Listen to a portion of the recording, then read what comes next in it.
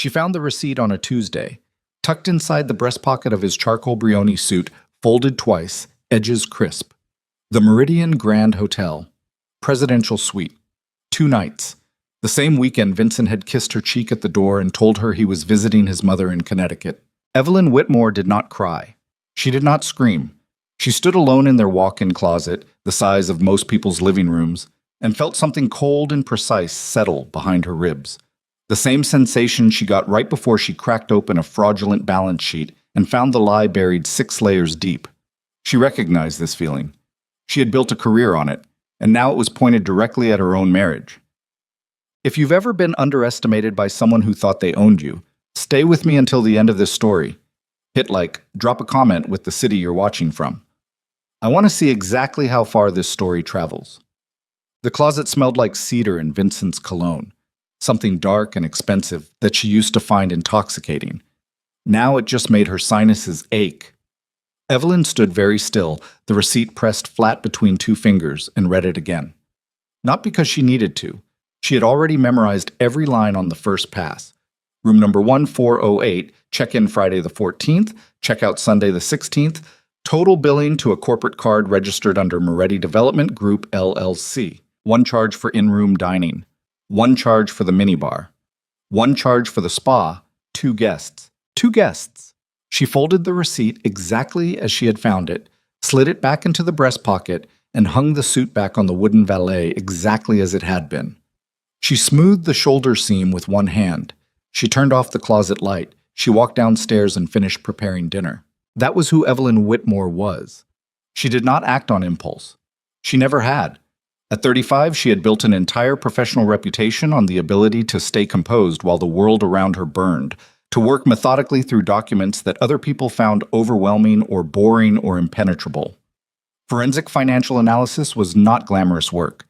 It was slow, painstaking, and relentless. It required the ability to hold a dozen contradictory data points in your head simultaneously and wait, sometimes for weeks, until the pattern revealed itself. She could wait. The kitchen was the one room in the house that felt like hers.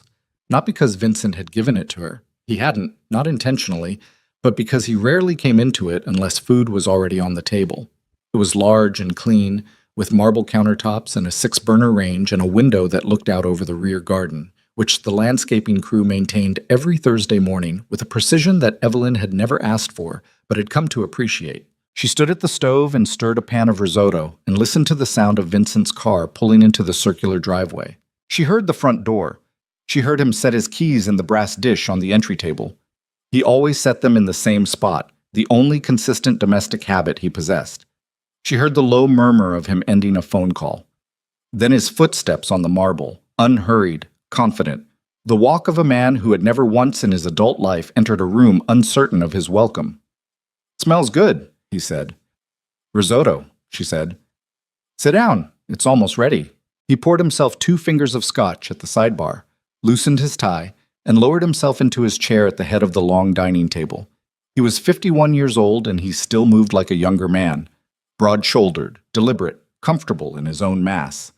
His hair had gone silver at the temples in the last few years, and it suited him in the way that aging seemed to suit powerful men, conferring weight and authority rather than diminishment. He had a strong jaw and heavy-lidded dark eyes that people sometimes described as warm when they wanted something from him, and cold when they did not. Evelyn brought the risotto to the table. She sat. She poured herself water. She watched him eat. "Good," he said. "You always do this one right." She waited through most of the meal. She let him talk about a zoning meeting that had gone sideways, about a contractor who was 3 weeks behind on a project in Midtown, about his associate Marco's ongoing inability to handle a simple permit negotiation without turning it into a conflict. She listened. She asked one follow-up question about the Midtown project so he wouldn't notice she wasn't saying much. She ate approximately half of what was on her plate. Then, as he was reaching for his scotch glass, she said casually, "How was your mother when you were in Connecticut last weekend?" He stopped. Just for a fraction of a second, barely visible, the kind of micro-hesitation she would have missed if she hadn't been watching for it. Then he took a sip and set the glass down and said, "Fine. Same as always, you know how she is." Evelyn touched her napkin to the corner of her mouth. "I was thinking I should call her. It's been a while. She's not great on the phone, you know that. Right. She set the napkin down. Vincent, I found the receipt. The room did not change. The candles on the table kept burning. The refrigerator hummed faintly from the kitchen. Outside, a car moved slowly down the street. Vincent Moretti looked at his wife across the long table for a long moment. And then he did something that she had not expected. Not entirely, not with that particular flavor. He smiled. It was not a warm smile. It was the smile of a man recalibrating, shifting modes, deciding which tool to use. You went through my suit. It was hanging on the valet. I moved it. Evelyn. Don't. Her voice was even. Don't do the name thing. Just answer me. He leaned back in his chair. The candlelight caught the silver at his temples. He rolled the scotch glass slowly between his palms, a gesture she recognized as deliberate. It was what he did in negotiations when he was deciding how much to give away. You want me to answer what exactly? He said. Whether I was somewhere other than my mother's? Whether there was someone with me. He let that sit for a moment. You're a smart woman. You already know the answer, or you wouldn't be asking the question. She had told herself she wouldn't feel it. She had been wrong. It moved through her chest like cold water, that confirmation, and she made herself breathe past it, slow, measured, silent. How long, she said. Evelyn? How long, Vincent? He studied her. He seemed genuinely to be deciding whether to bother. Then he said, Does it matter? To me it does. He shrugged, and the shrug was somehow the most brutal thing in the room. A while, he said. She looked at him. She had been with this man for 11 years. She had built a life inside the architecture of his world. The social obligations, the careful distances she kept from his business dealings, the way she had learned to read the room every time his associates visited, the names she never asked about, and the conversation she excused herself from, and the trips she didn't question. She had told herself it was a reasonable arrangement, that she had married a complicated man with a complicated life, and that her role was defined and protected, and that she could maintain her own professional identity within those parameters. She had told herself a lot of things. You have a good life here, Vincent said. His voice was not unkind exactly. It was the tone he used when explaining something to someone who had misunderstood a situation through no real fault of their own. You want to throw a fit? Fine. Throw a fit.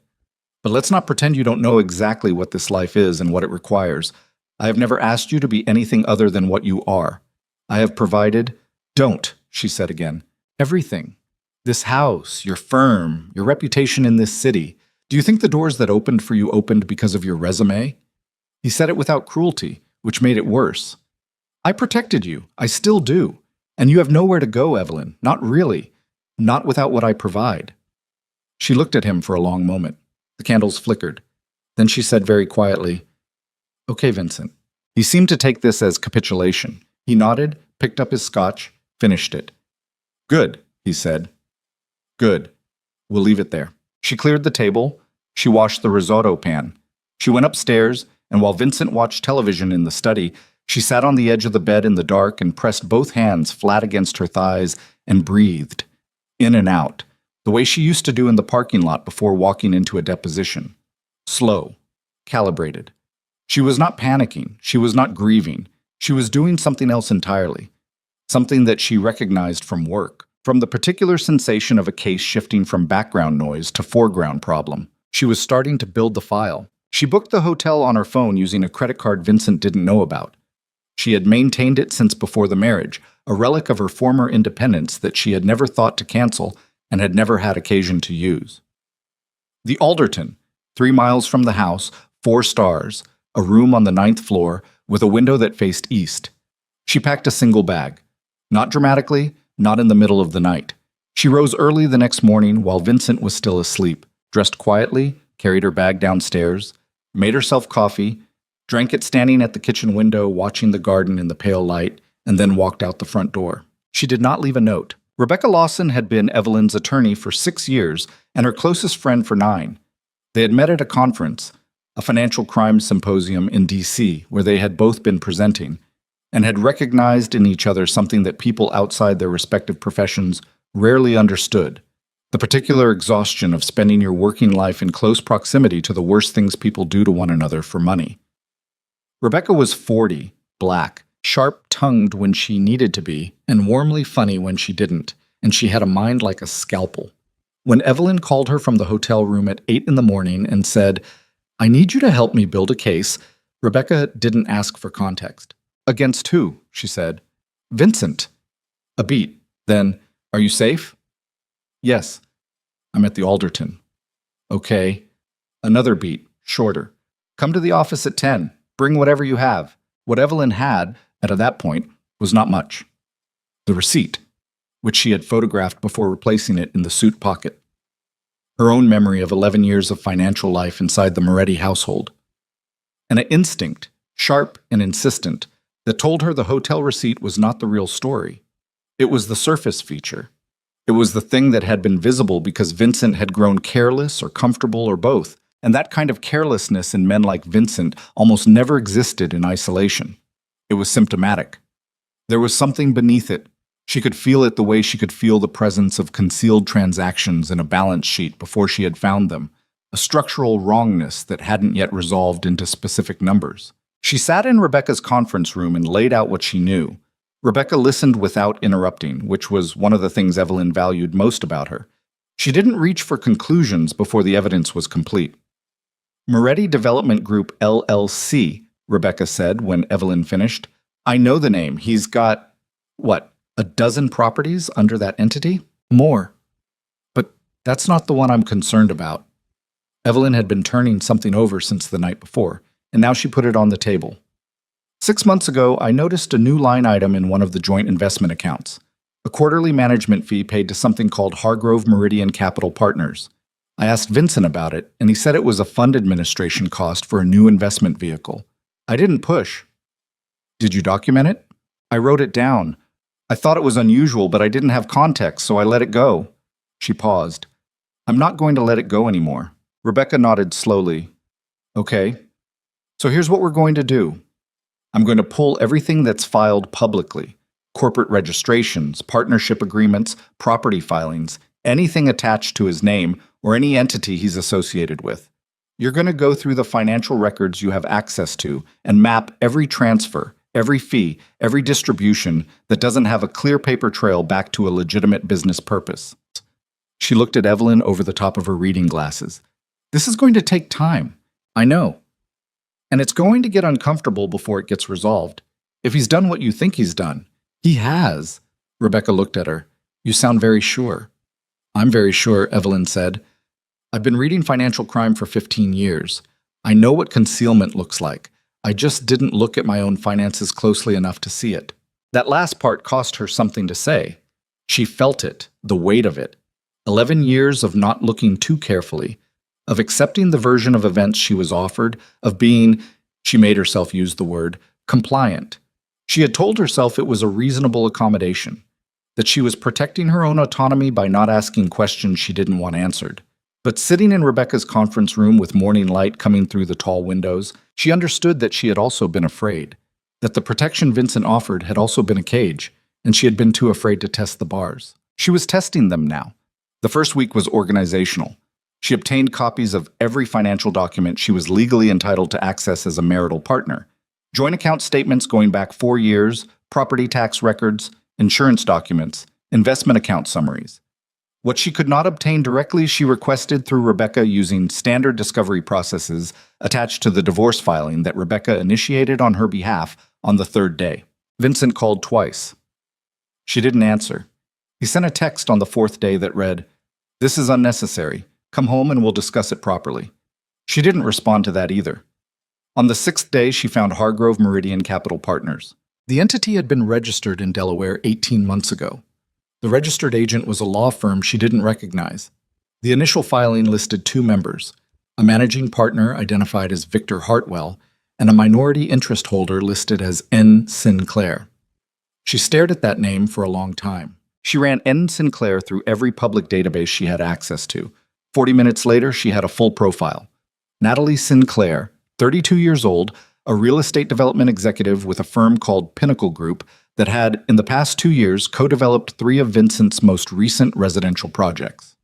Natalie's professional photograph was on the Pinnacle Group website. She was blonde, polished, the kind of put together that looked effortless from a distance and expensive up close. Evelyn looked at the photograph for about 4 seconds. Then she closed the browser tab and went back to the Delaware filings. Victor Hartwell, she established within the hour, was not a real person. The address listed for him traced to a UPS store in Wilmington. The Social Security number attached to his beneficial ownership declaration, obtained through a contact at a regulatory compliance firm she had worked with professionally, matched a deceased individual from Ohio who had died in 1987. Vincent had used a dead man's identity to register a company. She sat with that for a moment. It was not surprising. She had seen this technique before in cases she had worked on professionally, had documented it in depositions and expert reports. What made her jaw tighten was not the technique itself, but the timeline. 18 months. He had been building this structure for 18 months, carefully, with professional assistance, while coming home to their house for dinner, while sleeping beside her. While touching her shoulder at social events and introducing her to people as his wife, she made herself breathe. Then she went back to the financial records and started looking for the money. It took 11 days to find the first definitive transfer. The joint investment portfolio she and Vincent maintained had a feature she had never paid close attention to: a quarterly rebalancing provision that authorized automatic fund movements between sub-accounts to maintain target allocation percentages. She had signed the provision years ago, understanding it as a standard management feature. What she had not tracked closely enough was where the automatic movements went.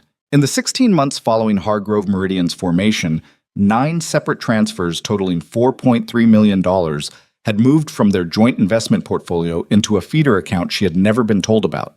Each transfer coded in the statements as a rebalancing distribution routed to a sub-account designated only by a 4-digit code. The feeder account, when she traced it, fed directly into Hargrove Meridian's operating account. She cross-referenced the dates against property acquisition records attached to Hargrove Meridian's filings. Each transfer had preceded a real estate transaction by 4 to 6 weeks. He had been using their joint marital assets, her money as much as his, to capitalize a company that he controlled through a fictitious identity that listed his girlfriend as a minority partner, and that had been quietly acquiring and developing real estate without her knowledge or consent. She called Rebecca. "I found it," she said. A pause. Then Rebecca's voice, measured but not quite containing the something underneath it. "How bad?" 4.3 million, 18 months, straight out of the joint portfolio into a company he owns under a dead man's name, with Natalie Sinclair listed as a partner. Silence on the line, then, "Evelyn, does that portfolio include assets you brought into the marriage?" Her throat tightened. "Yes," she said. "My father's life insurance, the whole inheritance." She had liquidated the insurance proceeds and invested them jointly at Vincent's encouragement 3 years into the marriage, during a period when she had genuinely believed, that they were building something together. "Approximately 2.1 million of the 4.3 is traceable to funds I originated." "Okay," Rebecca said.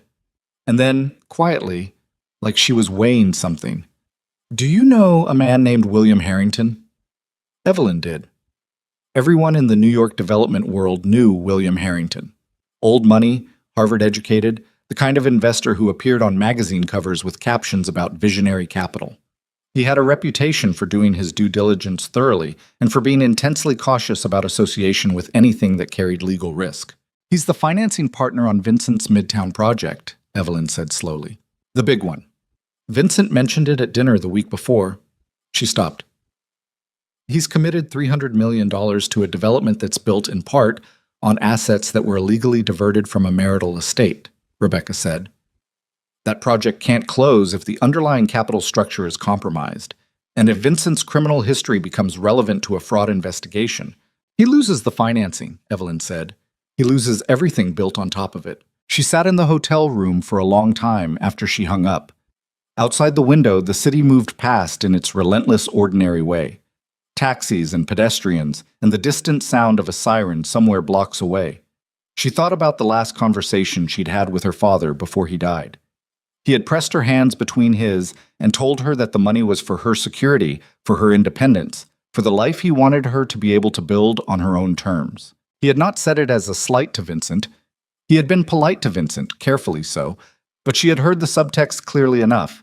Don't disappear into someone else's story. She had disappointed him on that count. She understood that now. She pressed the heels of her hands against her eyes until the pressure built and ebbed. No crying. Not yet. Maybe not at all. She had things to do. The document catalog she and Rebecca assembled over the following 2 weeks was 47 pages long before they stopped counting. Delaware filings, bank wire confirmations, property deed transfers, partnership agreements, a set of corporate minutes that had been executed under the fictitious Hartwell identity and notarized. They were going to have a very interesting conversation with that notary. And a layered chart that Evelyn had constructed herself, mapping every entity, every transfer, every beneficial ownership connection in a format that a jury would be able to read clearly and that a judge would find unambiguous. She had built charts like this before. She had presented them in federal courtrooms. She knew exactly how much weight they carried. She also, in the quiet of the hotel room in the evenings, began to understand the full scope of what Vincent had done beyond the financial mechanics. She had called his mother, Carmela, 78 years old, still sharp, still imperious, who had never fully warmed to Evelyn despite 11 years of dutiful daughter-in-law behavior. The conversation was brief and strange. Carmela had expressed no surprise at the separation, had expressed, in fact, a certain satisfied resignation, and had said, without elaborating, that she supposed Evelyn had finally done what she'd clearly been thinking about for years. Evelyn had asked carefully what she meant. Carmela had said that Vincent had told her months ago that Evelyn had grown cold, withdrawn, that the marriage had been essentially over for more than a year before anything happened, that Evelyn had become more interested in her career than in the family they should have been building. Evelyn had thanked her and ended the call. She sat with the phone in her hand and felt something move through her that was different from the cold precision she had been operating on, something older and angrier. He had not simply cheated. He had not simply stolen. He had been constructing a narrative, too, shaping the context, managing the story the way he managed everything, carefully, in advance, ensuring that by the time anything came to light, he would already be the injured party in the version his mother knew. He had been thorough. She would give him that. She thought, so will I.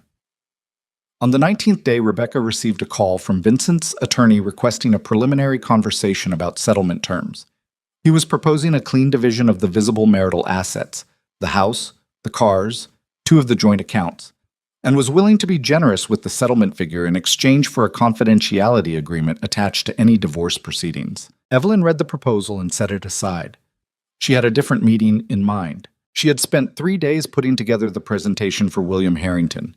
She had done this kind of work before, organizing complex financial evidence for a sophisticated audience that was coming in cold and needed to understand both the facts and their implications without having it over-explained. She knew exactly what William Harrington would need to see and in what order. She knew the questions he would ask, and she had prepared answers that were factual, documentable, and irrefutable. Rebecca had arranged the meeting through a contact in Harrington's legal team, not by explaining its purpose, but by indicating that it concerned material information about a significant investment that Harrington's office might want to review before a pending closing. Harrington was too careful to decline that kind of meeting. The morning before the Harrington meeting, Vincent's attorney sent a follow-up message asking whether Evelyn had reviewed the settlement proposal. She asked Rebecca to send back a one-line reply. Miss Whitmore is reviewing her options and will be in touch. She dressed carefully that morning. A charcoal blazer, dark trousers, low heels. The perfume she used to wear before she had stopped wearing it. She had stopped because Vincent had once said, not unkindly, that it was a bit much for every day. And she had internalized that without examination the way she had internalized many things. She left off. She wanted to feel like herself, and she was still figuring out what that meant. Harrington's offices occupied the 43rd floor of a building in Midtown with views that people paid architects to create. He received her in a conference room that was tasteful and expensive and deliberately not ostentatious, which told her something about him. He was the kind of rich that didn't need to announce itself. He was in his early 60s, trim, white-haired, with the particular kind of attentiveness that very powerful people develop when they have learned, over decades, to distinguish between meetings that matter and meetings that don't. He had decided this one mattered within the first 90 seconds. She could tell because he stopped glancing at his phone. Mr. Harrington, she said, laying the first document on the table. The transfer summary, the chart, clean and clear and color-coded. I'm going to walk you through what I've found, and I'd ask you to let me finish before you ask questions. After that, I'll answer everything I can." He nodded once. She began. She was still talking 25 minutes later when she reached the beneficial ownership section and laid the Delaware filings for Hargrove Meridian alongside the feeder account transfer confirmations. She watched his face as he looked at the dead man's name, at the transfer dates, at the dollar amounts. His expression didn't change dramatically. He was too controlled for that. But something behind his eyes shifted in a way that she recognized. The look of someone absorbing a cost they hadn't anticipated. "The underlying capital for the Midtown project," she said, "is partially capitalized through Hargrove Meridian. That entity's operating funds are sourced from marital assets that were diverted without consent. The beneficial owner of record is a deceased individual from Ohio. My attorney has documentation sufficient to support civil asset recovery claims and to trigger regulatory review of the transaction structure." Harrington was quiet for a long moment. Then he said, "And you're bringing this to me because you're a careful man," she said. "And because if this comes out after the closing, and it will come out, your association with a fraudulent capital structure will be the first line of every story written about it." He looked at the documents again. He looked at her. He said, "Who else has seen this?" "My attorney. No one else yet." Another silence. Outside the 43rd floor windows, the city sat bright and indifferent and enormous. "I'll need my legal team to review what you've presented," he said. "Of course," she said. "I've prepared a copy for them." She slid the second folder across the table. She took the elevator down alone. In the lobby, she stopped at the water fountain and drank for a moment. Her mouth had been dry through the last 10 minutes of the presentation, something she hadn't let show. And then she walked out into the noise of Midtown and stood on the sidewalk in the afternoon light and breathed. She didn't know yet what Harrington would do. She had her guess. She had her read on him, built through 25 minutes of close attention and 15 years of watching how people responded when presented with unavoidable information about risk. Her phone buzzed. A text from an unknown number. 2 words. "He knows." She stared at the screen. The number wasn't one she recognized. She didn't respond. She flagged a cab, slid inside, and as the city moved past the window, she turned the phone over in her hands and understood that whatever careful distance she had maintained, the hotel, the quietly assembled documents, the controlled sequence of steps, had just collapsed. Someone had told Vincent she had met with Harrington, and Vincent Moretti was not a man who responded to surprises with patience. Her phone buzzed again. This time it was Rebecca. "Evelyn," Rebecca said, and the tone was not one she used for routine updates. "Vincent's attorney just called. He's demanding an emergency meeting. Tomorrow morning, our offices. He says if you don't come, he'll—" A pause. "He said he'll handle it differently." Evelyn looked out the cab window at the city sliding past in the late afternoon light. "Tell them we'll be there," she said. She kept her voice steady. She kept her face composed. But her pulse, for the first time since she had found the receipt in the breast pocket of the charcoal suit, had climbed past its carefully maintained baseline. Because she knew what "handle it differently" meant, coming from Vincent Moretti's office. And she knew that tomorrow's meeting was not going to be what his attorney was expecting it to be. She didn't sleep. Not really. She lay on top of the hotel bed in her clothes and watched the ceiling and let her mind do what it always did when she was working a hard case: run the variables, stress test the assumptions, locate the weak points before someone else did. The anonymous text sat in her phone like a splinter she couldn't stop pressing on. "He knows." 2 words. No context. No follow-up when she had finally, after an hour of deliberating, sent back a single question mark.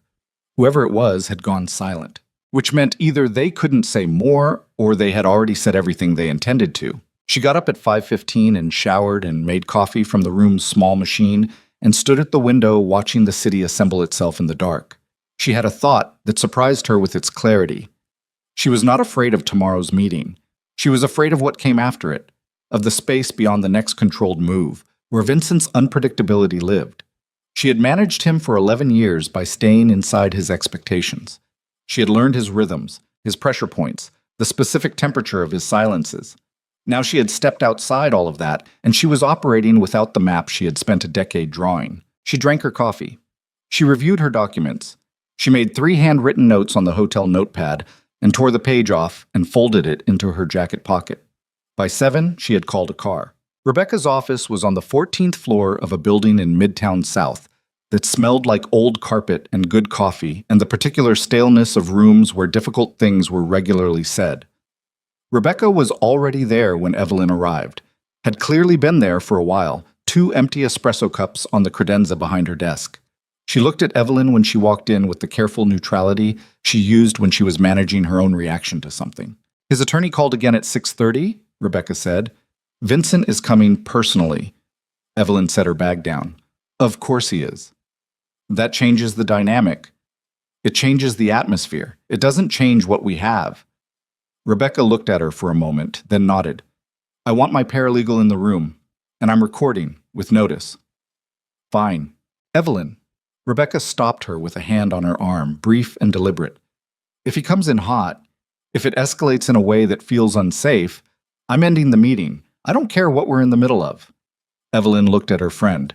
Rebecca had never been afraid of much, and the fact that she was flagging this told Evelyn something about how she was reading the situation. Okay, Evelyn said. Okay, Rebecca said, and let go of her arm. They set up in the main conference room. Long table, 8 chairs, a window that faced west and would be bright by mid-morning. Rebecca's paralegal, a young man named Daniel, who had the kind of steady competence that made him easy to forget he was in the room, arranged water glasses and a legal pad at each seat. Evelyn sat with her back to the window and her folder in front of her and her hands flat on the table and breathed. Vincent arrived at 9 on the dot. He came with his attorney, a man named Gerald Fitch, who had been representing Moretti interests for over 2 decades and who wore his suits in a way that suggested he had long since stopped thinking about what he wore. Fitch was 60-something, heavy around the middle, with small pale eyes that were sharper than his face suggested. Behind them came a third man Evelyn didn't recognize. Younger, dark suit, carrying nothing, which meant he was there to observe and possibly to remember. Vincent walked into the conference room and looked at Evelyn and said nothing. He pulled out a chair across from her and sat. He was wearing a suit she recognized. Charcoal, Brioni, not the one, but the same maker. And his jaw was tight in a way she had seen before, in moments when he was working to keep something very controlled. She met his eyes. She did not look away. Fitch opened his briefcase. Ms. Whitmore, thank you for agreeing to meet on short notice. My client would like to address the situation directly, as you've apparently taken certain actions that, before we begin, Rebecca said, setting a small digital recorder on the table, I'm notifying everyone present that this meeting is being recorded. If you have an objection, please state it now. Fitch looked at the recorder. He looked at Vincent. Some small communication passed between them. No objection, Fitch said. Good. Rebecca folded her hands on the table. Go ahead, Gerald. Fitch had a way of speaking that was structurally polite and substantively threatening, a combination Evelyn had encountered before in men who had spent long careers defending the interests of people who operated in legal gray areas. He laid out, in measured terms, that Vincent was willing to proceed with a divorce settlement that was exceptionally generous by any objective standard, that the settlement would require a full confidentiality provision covering both the terms of the divorce and any matters relating to business interests either party might be aware of, and that the window for this offer was limited. Evelyn listened to all of it without moving. When Fitch finished, she said, Gerald, I want to make sure I understand the proposal. Vincent is offering to be generous in the settlement in exchange for my silence about what I've found. Fitch's expression calibrated carefully. I wouldn't characterize it. That's what it is, she said. Not loudly, evenly. That's the trade on the table. Silence. Fitch looked at his pad.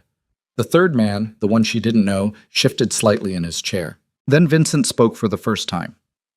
You went to Harrington, he said. His voice was low, not loud. That was the thing about Vincent's anger. It didn't come up, it came down, compressing into something dense and quiet. You went to my investor and you put things in front of him that were taken out of context, The documents speak for themselves, Evelyn said.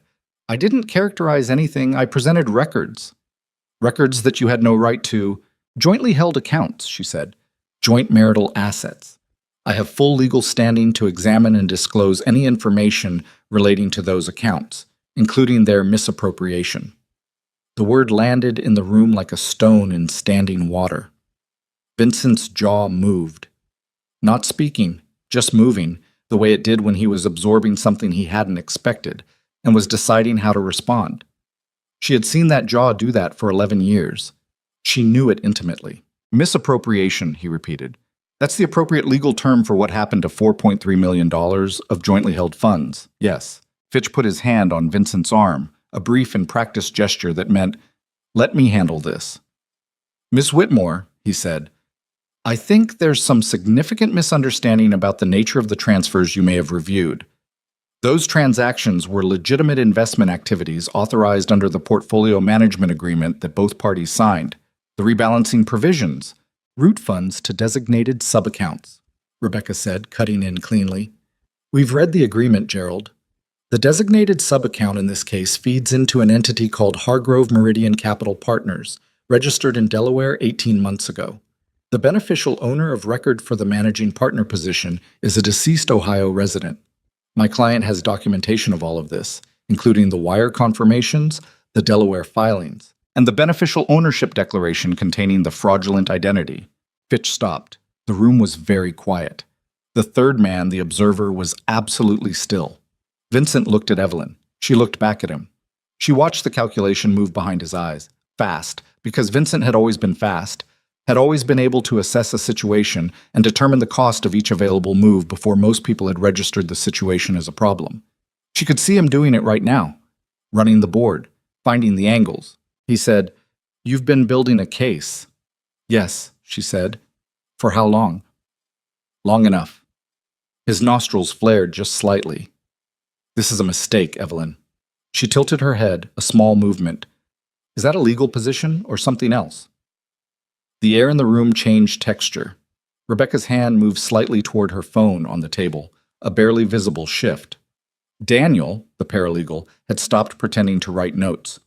"Gerald," Fitch said. "Wait." She realized he wasn't speaking to his own attorney. He was speaking to the third man. The third man, Gerald, apparently, despite sharing a name with Fitch, which briefly struck her as absurd, stood and excused himself from the room, which meant he was making a call, which meant someone was waiting to hear how this meeting went. She filed that information and kept her face neutral. Fitch leaned forward. "Ms. Whitmore, I think we can all agree that escalating this into a public legal dispute is in no one's interest. The information you believe you've assembled is, frankly, it's circumstantial at best, and the legal process of establishing what you're alleging would be lengthy, expensive, and uncertain. My client is prepared to offer a settlement that would provide you with—" "I don't want a settlement," Evelyn said. Fitch blinked. "I'm sorry? I'm not interested in a negotiated exit with a confidentiality clause attached. I'm interested in recovering assets that were taken from a joint marital estate without my knowledge or consent, including funds that originated from my father's estate." She paused. "And I'm interested in making sure that every financial institution, investment partner, and regulatory body that has a stake in understanding how those assets were moved has access to the documentation I've compiled." Vincent had gone very still. It was a different kind of stillness than his controlled anger. This was something beneath that, something older. She had only seen it a handful of times in 11 years. The moments when the carefully maintained surface of him, the successful developer, the respected figure, the man who moved through rooms with authority, stopped being quite enough to contain what was underneath it. "You'd burn it all down," he said. It wasn't a question. "I'd make sure the truth is documented and available," she said. "What happens after that isn't my department." He studied her for a long moment. She breathed slow and even and held his gaze. The city made its sounds outside the window. Somewhere on another floor of the building, a phone rang and was answered. "You don't understand what you're doing," he said. "You don't understand that—" He stopped. He pressed his hand flat on the table. He started again, quieter. "There are people attached to my business interests who don't respond to legal processes the way normal people do. Do you understand what I'm telling you?" It was the closest he would come, in this room, to saying what he actually meant. Rebecca's voice was very steady. "Mr. Moretti, I want to be very clear that anything resembling a threat to my client's safety, in this room or outside of it, will be documented and treated as obstruction. We have taken precautions accordingly." Vincent looked at Rebecca, then back at Evelyn. Something moved across his face that she couldn't immediately name, and then she could. It was something she had almost never seen on him. Surprise. Genuine, unmanaged surprise. He had not expected her to be this prepared. He had expected, she could read it clearly now, He had expected tears, or anger, or some form of leverage that would be easier to manage than the cold, organized package of documentation she had built. He had underestimated her.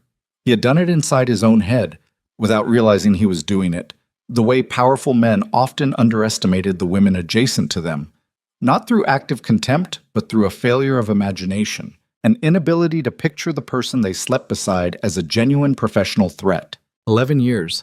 He had watched her work. He had attended her presentations. He had told people at dinner parties that his wife was brilliant. And he still had not, at any deep level, applied what he knew about her professional competence to the question of what she might do if she decided to look at him. She felt something clarify inside her. Not satisfaction, exactly. Something more functional than that. The sensation of a variable resolving. Fitch gathered his papers. I think we should take a recess and allow both parties to... There's one more thing, Evelyn said. Fitch stopped. She reached into her folder and slid a single document across the table. It was a printout of an email chain, obtained legally from an account she had shared access to for business purposes during their marriage, before she had removed herself from it, between Vincent and Natalie Sinclair, dated 11 months ago. The email chain discussed in specific terms the transfer schedule for the Hargrove Meridian capitalizations and included a line from Natalie that read, "Are you sure E won't notice the rebalancing movements? She's pretty sharp about numbers." And Vincent's reply, "She doesn't look at the accounts. She trusts me." She watched him read it. The color in his face did something. Not draining, more like something beneath the skin pulled taut. He set the printout down. He didn't say anything. She asked if I'd notice, Evelyn said. You told her I trusted you. She paused. You were right, I did. That was my mistake. She picked up her pen and set it on top of her folder with a small, precise click. I won't be making it again. The meeting ended 12 minutes later without a settlement offer being formally accepted or declined. Fitch said they would be in touch. Vincent stood and buttoned his jacket and looked at Evelyn one last time. And she could not read what was in that look. Not entirely, which was itself new, because she had spent 11 years learning to read him. Maybe she had never known him as well as she thought. Maybe no one ever really knew him, and the version she'd believed she understood had always been a performance so complete it had fooled even its author. He walked out. She sat for a moment after he left. Daniel, the paralegal, quietly left the room. Rebecca waited. He'll move, Evelyn said finally. He'll try to restructure something before we can get a freezing order in place. I filed the emergency motion this morning, Rebecca said. Before the meeting, the joint accounts are frozen as of 9:45. Evelyn looked at her. I had a feeling, Rebecca said simply. Evelyn exhaled. Not a long breath, just the release of something small that she had been holding through the entire meeting. What about the Harrington closing? His legal team called while you were in the elevator yesterday, Rebecca said. They asked for copies of the documents you presented. I sent them over last night. She paused. I also received a courtesy call this morning from someone at the Financial Crimes Unit of the U.S. Attorney's Office. They didn't say who prompted the call. They said they had received information suggesting there may be some matters worth discussing. Evelyn absorbed this. Someone tipped them, Rebecca confirmed. I don't know who. Could be Harrington's team covering themselves. Could be someone inside Vincent's organization who saw which way this was going and made a calculation. She paused. Could be the person who sent you that text. He knows. The anonymous 2 words, the silence that followed. Someone in Vincent's orbit who had decided, for whatever reason, that Evelyn should have a warning. She didn't know who. She wasn't sure she needed to. What happens now, she said, if the U.S. Attorney's Office starts looking at the Hargrove Meridian transactions? Rebecca was quiet for a moment. The transactions connect to Moretti business interests going back years. If they pull the thread on Hargrove Meridian and start tracing the beneficial ownership structures... She stopped. Evelyn, if they look at the full picture of how his real estate portfolio is capitalized, this stops being a divorce case. Evelyn understood what she was saying. The money she had found, the $4.3 million, was the piece she could see. The piece she had found because she had been looking with forensic intent at records she was legally entitled to access. But Vincent's organization had been operating for decades, and the financial architecture underlying it was not limited to what passed through their joint accounts. She had pulled on one thread. She did not yet know how long the thread was. We need to make a decision, Rebecca said. If the federal office comes to us formally, if they ask to meet, what do we say? Evelyn looked at the window. The city was doing what it always did, enormous and ongoing and entirely indifferent to the particular crisis unfolding on the 14th floor. She thought about her father's voice. The money is for your independence. She thought about the email. She trusts me. And the specific register of contempt in its casualness, the ease with which Vincent had written it, the absence of any hesitation in the phrasing. We cooperate, she said. Fully. Rebecca nodded once slowly. If you do that, there's no walking it back. Whatever comes out of an investigation like that, I know, Evelyn said. It could go in directions you can't predict or control. I know. Rebecca looked at her for a long moment. Then she said, okay. And the word had the particular weight of a door closing behind them both. Evelyn's phone buzzed on the table, a number she recognized this time, a contact she'd filed under a professional name, someone she had worked with 3 years ago on a regulatory matter for a corporate client. She stared at the screen for a moment, trying to understand why he would be calling her right now, today, within hours of the meeting. She answered, Evelyn. His voice was tight. I need you to listen to me very carefully. I work with 3 different financial compliance firms, and we all just received the same communication this morning. It's a document package, photographs of materials that look like they came from a legal file. Someone is circulating copies of what appears to be a pause. It looks like your documentation, the Hargrove Meridian transfers, the ownership filings. Someone has been distributing it. She stood up from the table. To who? Everyone. I mean, everyone who might have a stake in knowing. Development firms, lenders, 2 law firms I can name. And Evelyn, he stopped. One of the copies went to a journalist at the financial desk of the Tribune. She looked at Rebecca. Rebecca had read her face and was already standing. The story's going to break, he said. Maybe not today, but soon. And when it does, it's not going to be the story Vincent Moretti once told. She ended the call. The documents were out. Not just in the hands of people she had chosen, people she could manage and time and prepare. They were loose in the system now, moving through the networks that connected money and journalism and litigation. And once they were moving like that, they didn't stop. She had not done this. She was certain of that. Rebecca had sent the file to Harrington's legal team under confidentiality. That left someone else. The anonymous texter, the person inside Vincent's world who had made a calculation. Or Natalie Sinclair, who had her own reasons now to want the truth distributed before Vincent could control the framing of it. Rebecca, she said. I heard, Rebecca said. She was pulling on her jacket. We need to file everything we have with the court today. Right now, this morning. Before the story breaks, before Vincent's team can move to suppress, before... Do it, Evelyn said. Her voice was steady. Her hands, when she picked up her bag, did not shake. But her pulse was doing the thing it had been doing since yesterday's cab ride. Running slightly high, slightly fast. The physiological insistence of a body that understood, even when the mind was managing itself, that the situation had moved past the point where anything could be quietly and cleanly resolved. There was no settlement offer coming now. There was no version of this where it stayed contained. The documents were out, and the federal office had been contacted, and the journalist at the Tribune was probably already making calls.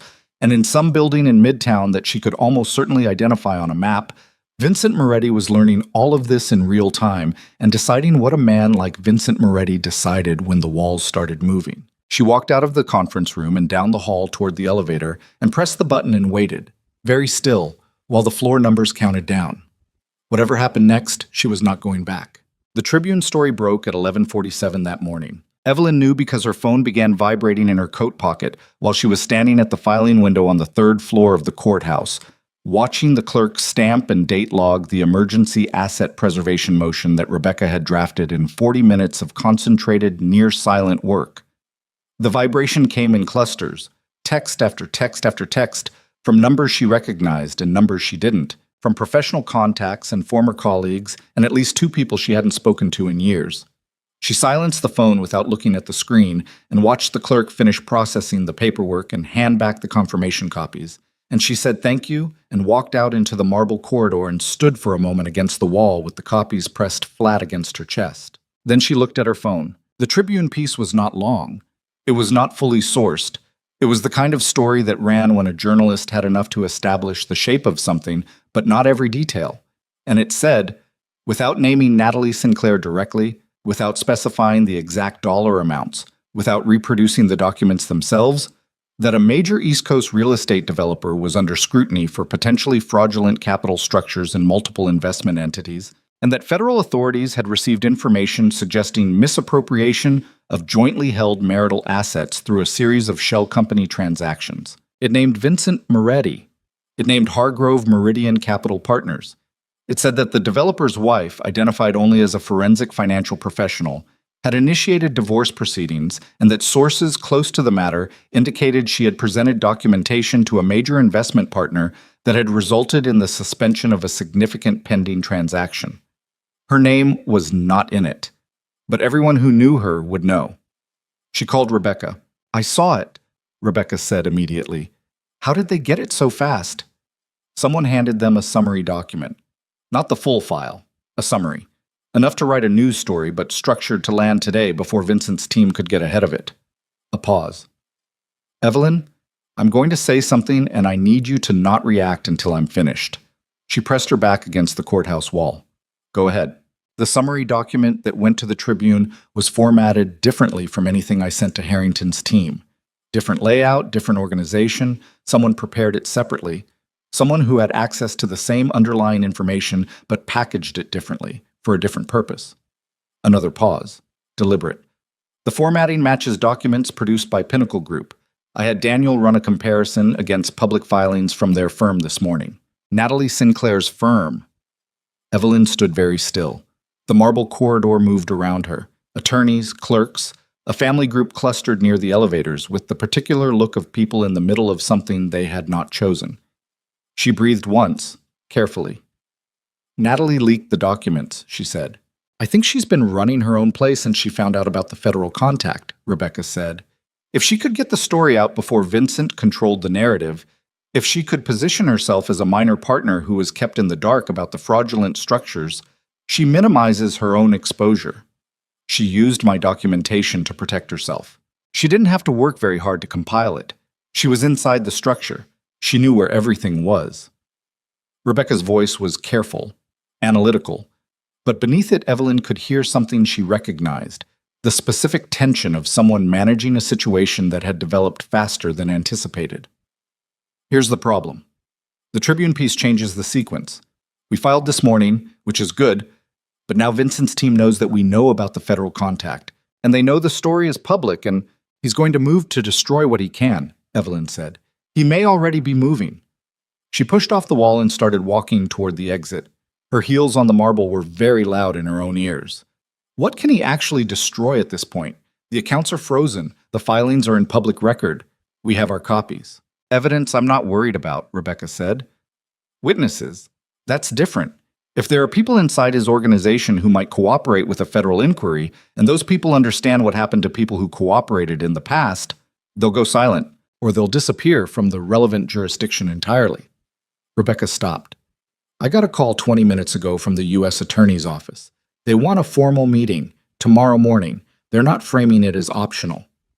Evelyn pushed through the courthouse door into the late morning air, which hit her like a physical thing, cold and bright, and smelling of exhaust and the faint iron edge of autumn.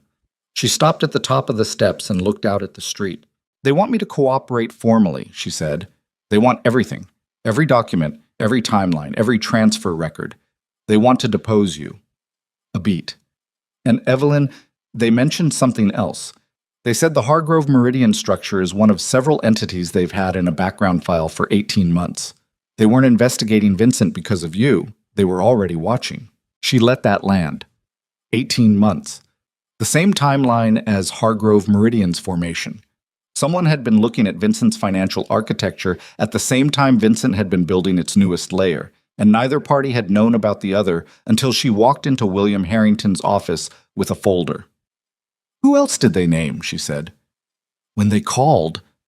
Rebecca was quiet for just long enough that Evelyn's stomach shifted. "Rebecca. They mentioned an LLC called Sartori Holdings. It's registered in Nevada. It's not in any of the documents you found. It's not connected to Hargrove Meridian on any filing you have access to." She paused. It is connected to a property acquisition made 4 years ago, a commercial building in the garment district. The acquisition was financed through a loan from a private lender who is currently under federal indictment in a separate proceeding. 4 years ago. 3 years before she had noticed anything wrong. 4 years ago, she had been fully inside the life. Attending events, signing documents Vincent put in front of her, trusting the architecture of the world she'd built beside him. "How deep does it go?" she said. Her voice was flat. "I don't know," Rebecca said. "That's the honest answer. What you found is real, and it's documented, and it's legally actionable. But it may be the visible edge of something that goes much further back and much wider than the 18-month window you were looking at." She sat down on the courthouse steps. She didn't plan to. Her legs simply decided the standing portion of this conversation was finished. A man in a delivery uniform walked past her without looking, and a pigeon landed 3 feet away and regarded her with the blank, professional indifference of pigeons everywhere. She had thought she had found the thing. She had thought she had mapped the betrayal completely. The Hargrove Meridian structure, the Hartwell identity, the 4.3 million, the inheritance. She had assembled it with the meticulous care of someone who builds airtight cases. And she had believed it was complete because it cohered, because the pattern resolved, because the numbers tied out. But Sartori Holdings was 4 years old. Sartori Holdings connected to a federal indictment proceeding she had known nothing about. And if there was a Sartori Holdings, there could be others, entities buried deeper, structured more carefully, using techniques that left even less visible trace than the rebalancing transfers she had tracked through the joint portfolio. The case she had built was real. She had not been wrong. She had just been looking at one room of a much larger building. She called the contact who had warned her about the Tribune, the compliance professional, the one with the tight voice and the morning call. He answered on the second ring. "The federal file," she said without preamble. "How long have you known about it?" A silence. A specific kind of silence. The kind that meant the person on the other end was deciding how honest to be. "I didn't know about an active file," he said carefully. "I knew there had been inquiries. 2, maybe 3 years ago. Questions through regulatory channels about certain property acquisitions. I assumed they'd gone nowhere." "Sartori Holdings," she said. Another silence. Longer. "Where did you hear that name?" "Answer me. Evelyn." His voice dropped lower. "Sartori is not... That's not a name you want attached to your case. The people behind that entity are not the same kind of problem as a fraudulent LLC registered in Delaware with a dead man's name. The people behind Sartori have been operating for a very long time, and they have a very specific way of responding to legal exposure." "Are they connected to Vincent's organization?" "Vincent's organization is one part of a larger structure. He's not at the top. He's never been at the top." He paused. "How much did you think you actually knew about who your husband was?" She sat on the courthouse steps and looked at the street and felt the cold of the stone coming through her coat. How much had she known? She had known he was feared. She had known the names she was never meant to ask about. She had known about the distances, the careful separations between the legitimate business world and the other world that existed beneath it. She had told herself she understood the outline of it without needing the details. She had not understood the depth. "If I cooperate with the federal inquiry," she said slowly, "and they use my documentation to go after Vincent, if they pull Sartori into the investigation, then you're not just a woman divorcing her husband," he said. "You're a witness in a federal organized crime investigation. And the people who need you to stay quiet about Sartori are not going to care about confidentiality agreements or court orders." She ended the call. She sat for another minute on the steps. The pigeon had gone. A thin cloud was moving across the sun, and the light on the street shifted, going flatter and colder. She thought very carefully, moving through the sequence of what she knew and what she didn't, and what had just changed. Then she called Rebecca back. "I need you to pull everything you have on Sartori Holdings," she said. "And I need you to request a private meeting with the federal office tonight. Not tomorrow, tonight. And Rebecca..." She stopped. "Don't use email for any of this. Phone or in person only." A very brief pause. "Understood," Rebecca said.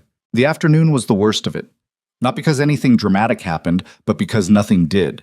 Because Evelyn went back to the hotel and sat in the room she had been living in for 3 weeks and understood, with a clarity that was almost physical, that the careful, controlled sequence she had been executing had fractured at its foundation.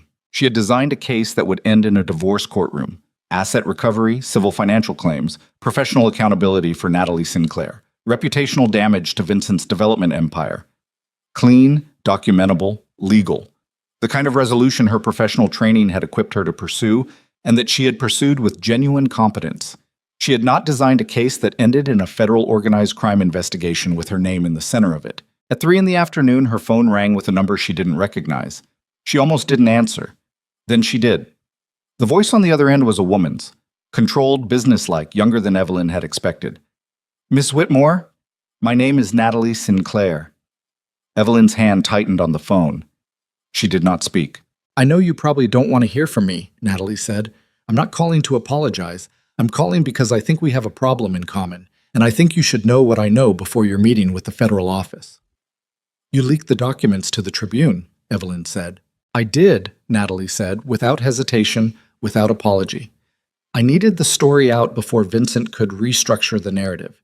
He was already working on a version of events where I was the architect of the whole thing. And he was a victim of a fraudulent partner." A pause. "He's very good at that, being the victim." Evelyn said nothing. She walked to the window. Outside, the city continued. It always continued. "He told me you were emotionally absent," Natalie said. "He told me the marriage had been over for years. He said you'd agreed informally to separate, that you both knew it was done but hadn't addressed it formally yet, that there was an understanding." Her voice was precisely level, the tone of someone reporting information rather than seeking sympathy.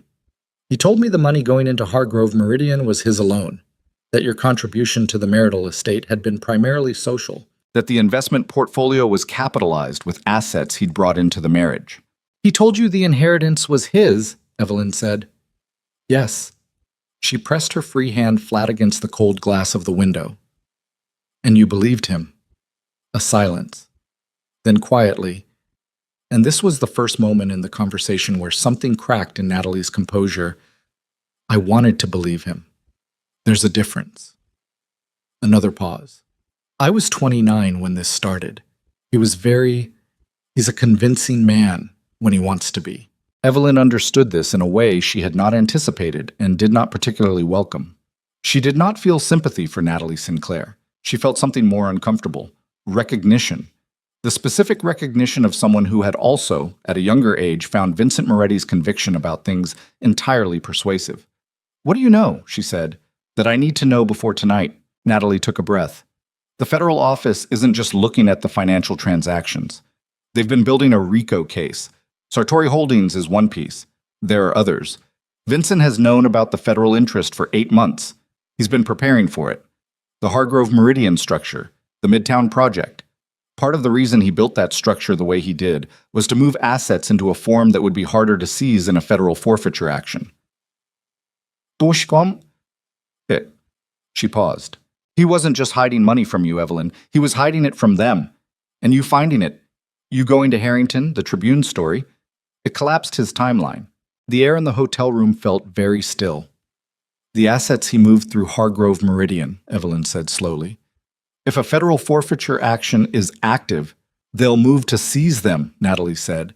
"Everything in that structure, including the funds traceable to your father's estate." Her throat tightened.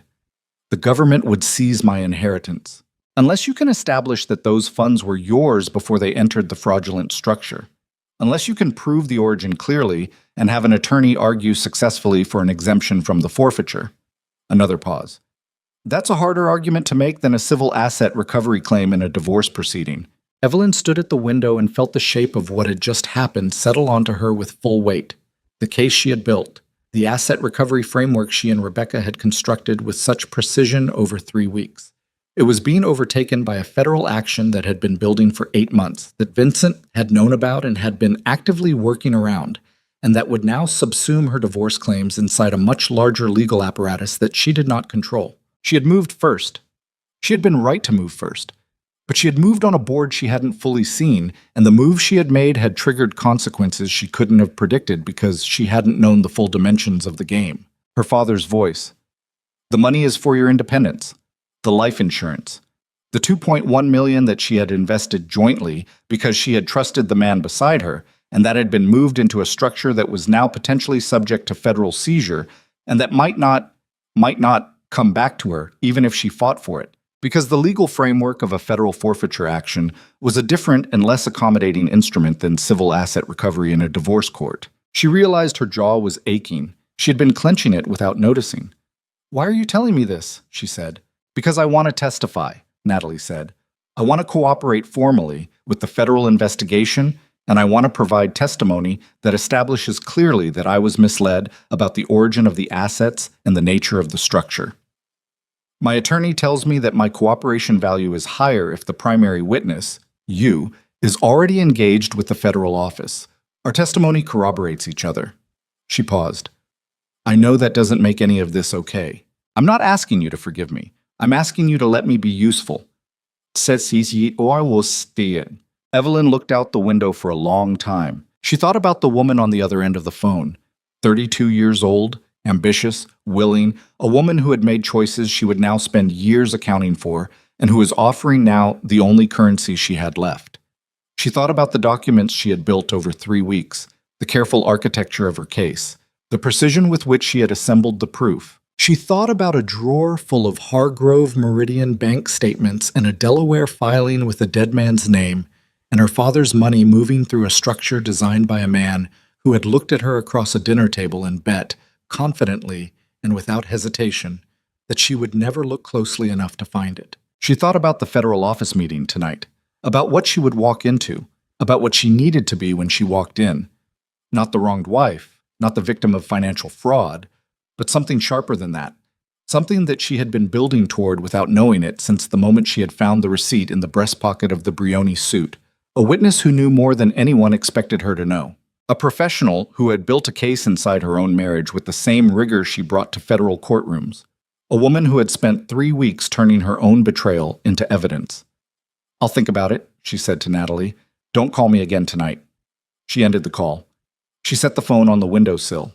She looked at the city outside the glass, enormous and indifferent, and full of people doing the ordinary terrible human work of surviving their own mistakes. Then she picked up the phone again, opened her contacts, and found the name of the one person she had not yet called, a contact she had worked with 4 years ago on a federal financial crimes case, a woman who now worked inside the U.S. Attorney's Office, and who had, at the end of that case, told Evelyn that if she ever needed a conversation to call directly.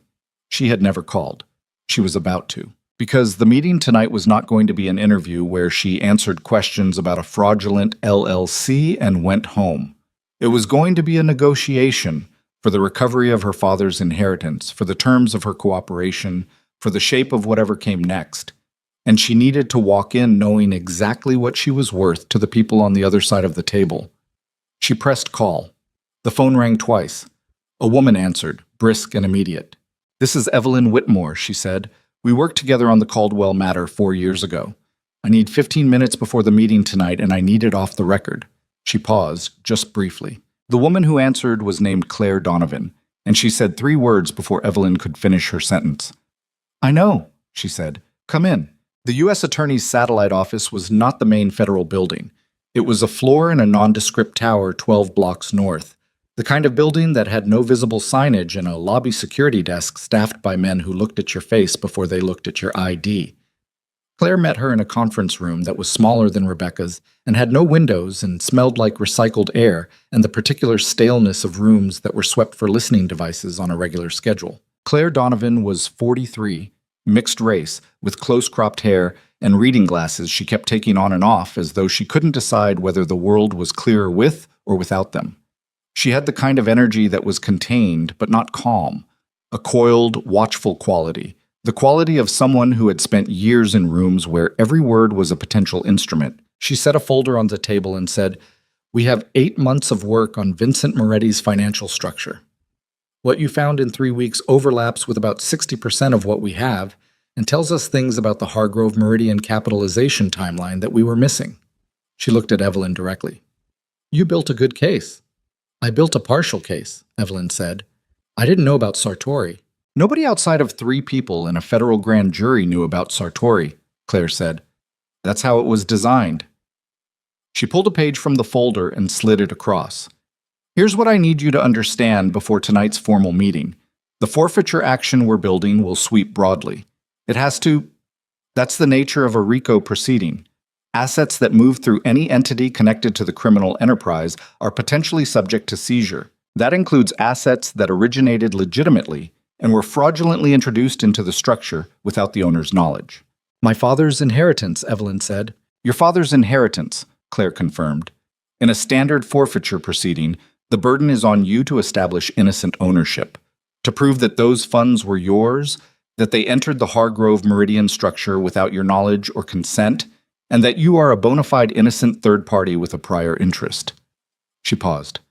That's a winning argument, but it requires your full cooperation as a witness, and it requires that cooperation to begin now, before the formal action is filed, so we can structure the proceeding in a way that protects your claim. Evelyn looked at the page. The legal architecture of what Claire was describing was not unfamiliar. She had worked adjacent to federal forfeiture actions in her professional career, had seen what happened to assets that got caught inside them, and how long it took to extract legitimate claims from the machinery of a large federal case. Years sometimes.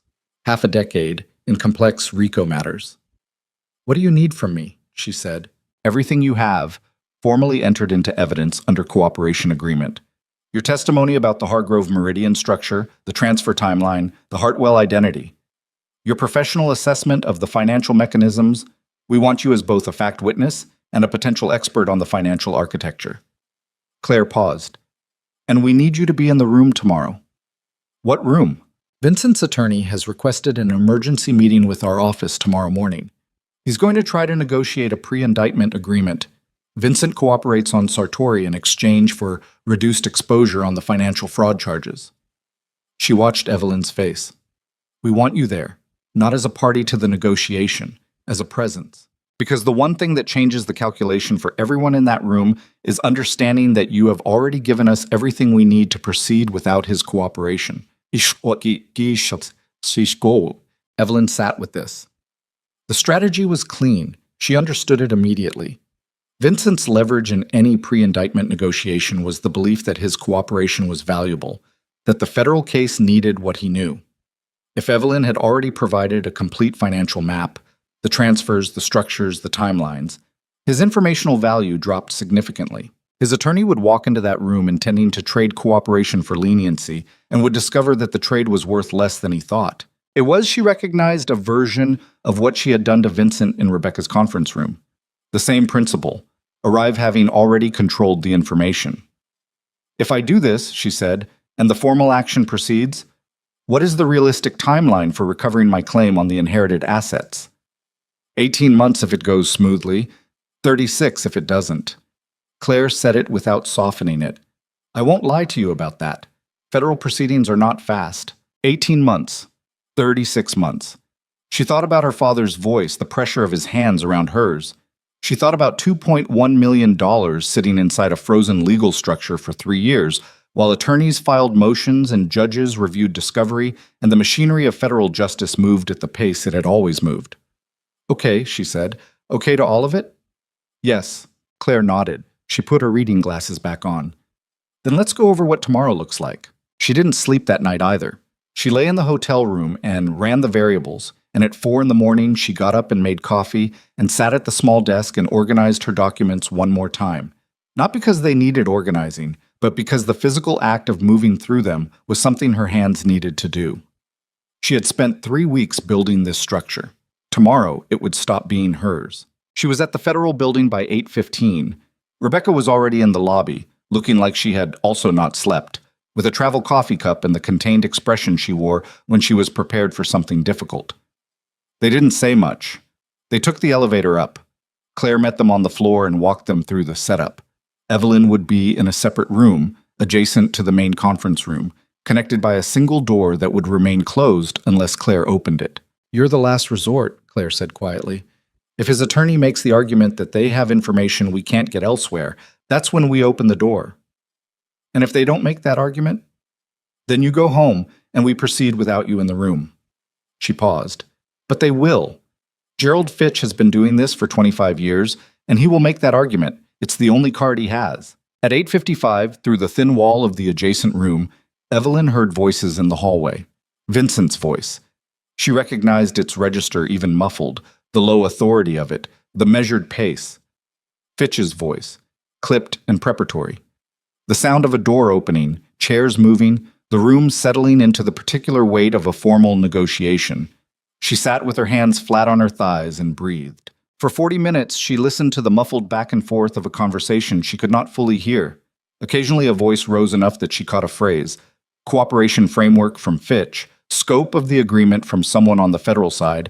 Once, clearly, Vincent's voice saying something that had the sharp rising inflection of a man pushing back hard against something he'd just been told. She made herself breathe through all of it. She made herself stay still. She had spent her career learning to hold position in high-pressure rooms, to resist the pull toward premature action. She held it now. Then the door opened. Claire stood in the doorway. She said nothing, just held the door and looked at Evelyn. Evelyn stood.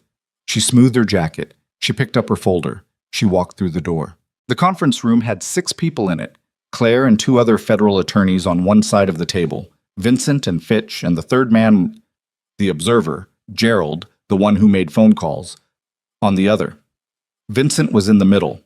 He was wearing a different suit from yesterday, dark navy, and he looked like he had slept badly, which was gratifying in a way she chose not to spend any time on. He saw her come through the door and something happened in his face. Fast, controlled, gone in under a second. But she saw it. The flash of something that was not quite fear and not quite anger, but was the precise meeting point of the two. The expression of a man who has just been told that the problem he thought was manageable is larger than he understood. Fitch's expression went very still.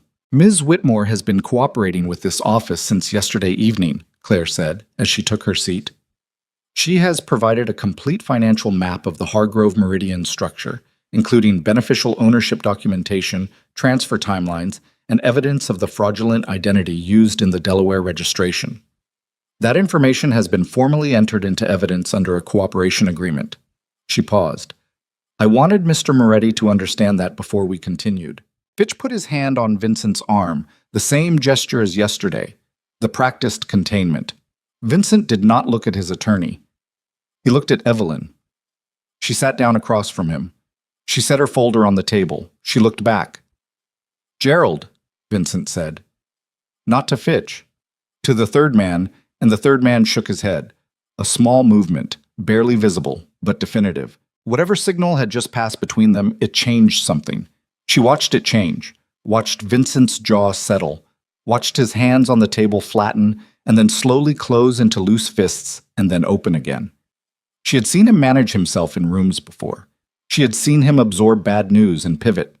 She was watching him do it now, the machinery of it visible to her in a way it had never been when she was inside the life, when she was still the person who trusted the machine. What do you want? He said. He was not speaking to Claire. He was speaking to Evelyn. Fitch started to object. Vincent stopped him with a look. What do you want? He said again to Evelyn. She had thought about this. She had thought about it for 3 weeks and then for one sleepless night, and she had arrived at an answer that was not emotional. Or was not only emotional, but was precise and legal and achievable. Full asset recovery, she said. Every dollar traceable to the joint portfolio, including the inherited funds, returned to a separate account in my name, outside the scope of any federal forfeiture action, with your signed agreement acknowledging the transfers were made without my knowledge or consent. She kept her voice even. Supported by a formal declaration from you to the federal office confirming innocent ownership, that I had no knowledge of the Hargrove Meridian structure or its connection to criminal activity. A silence. You want me to put in writing that you didn't know, he said. I want you to tell the truth, she said.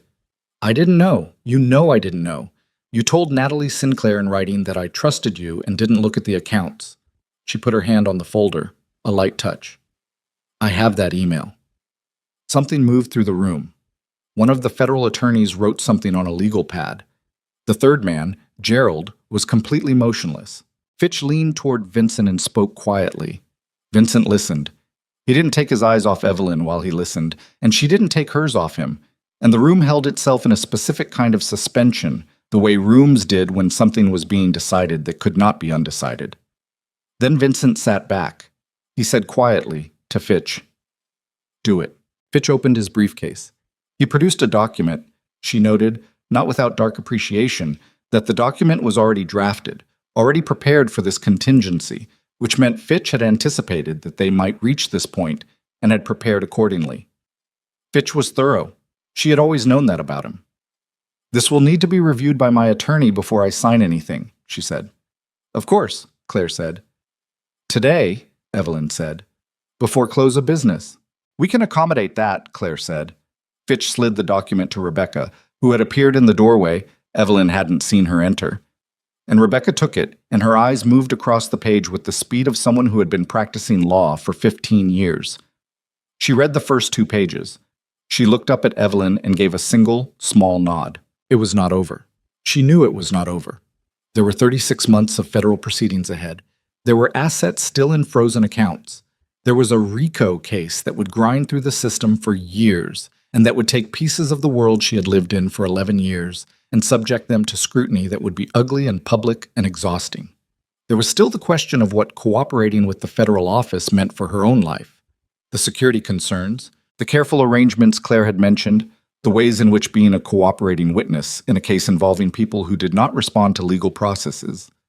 The way normal people did was not a comfortable position, but the declaration was going to be signed, and then they walked out of the federal building into the October afternoon, and Evelyn stopped on the sidewalk and put her face up to the sky for a moment, not dramatically, just a second, and breathed cold air into her lungs.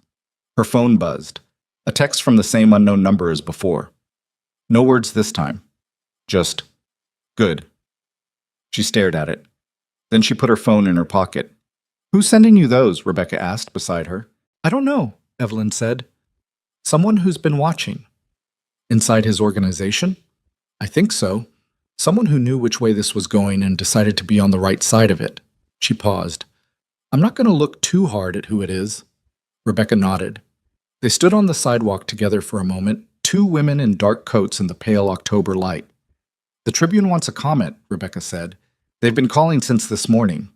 "No comment," Evelyn said. "The story's going to grow." "I know." She started walking.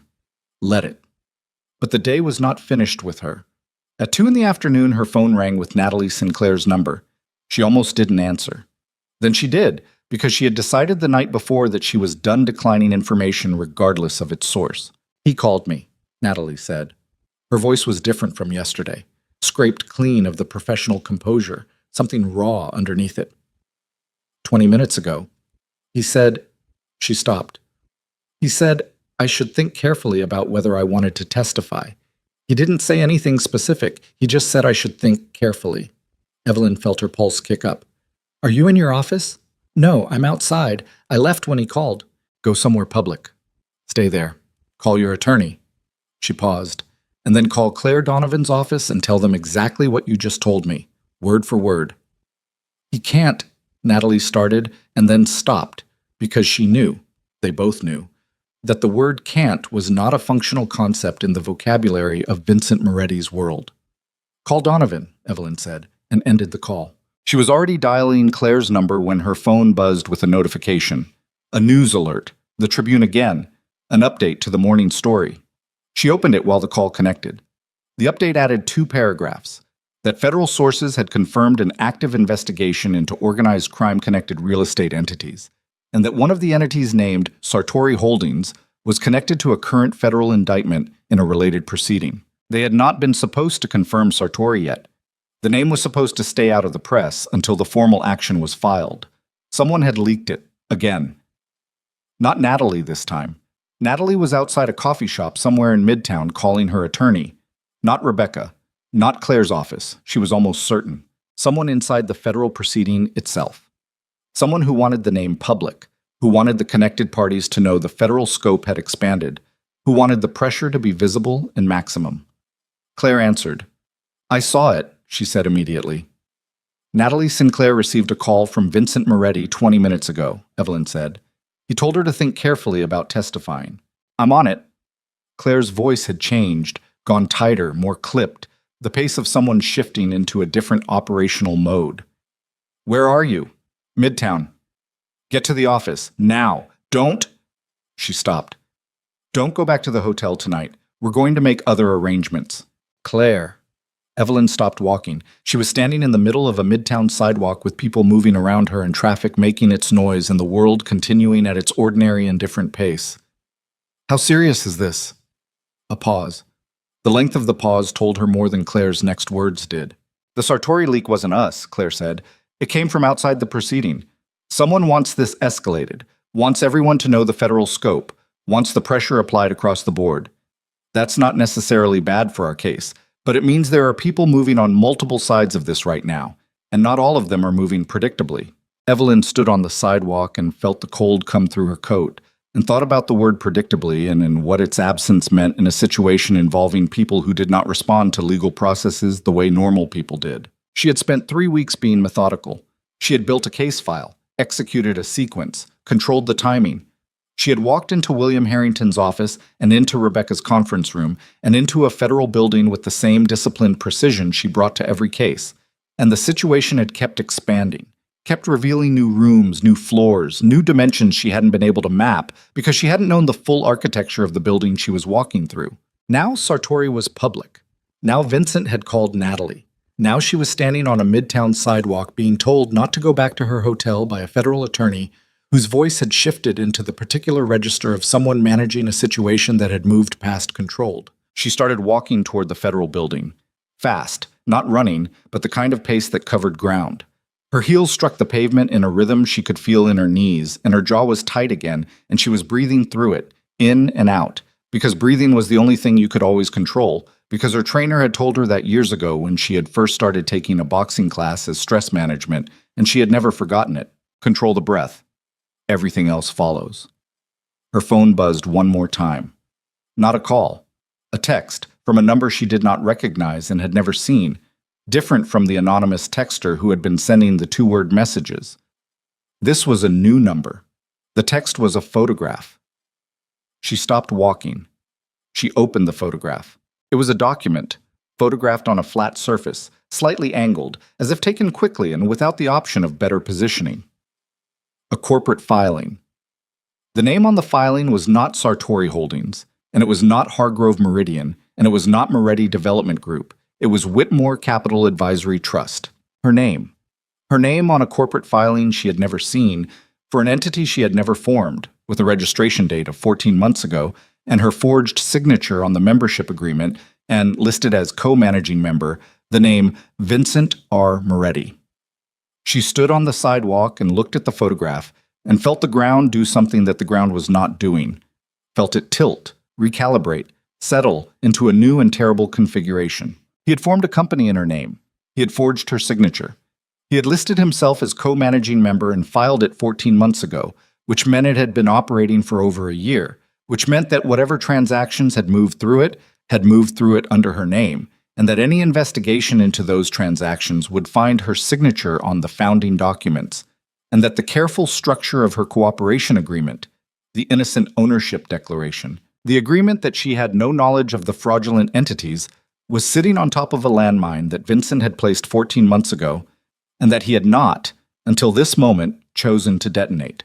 He had been saving it, holding it in reserve, and now, with the Sartori leak, with the escalating federal pressure, with the pre-indictment negotiation going the wrong way for him, someone had decided it was time to show her the card.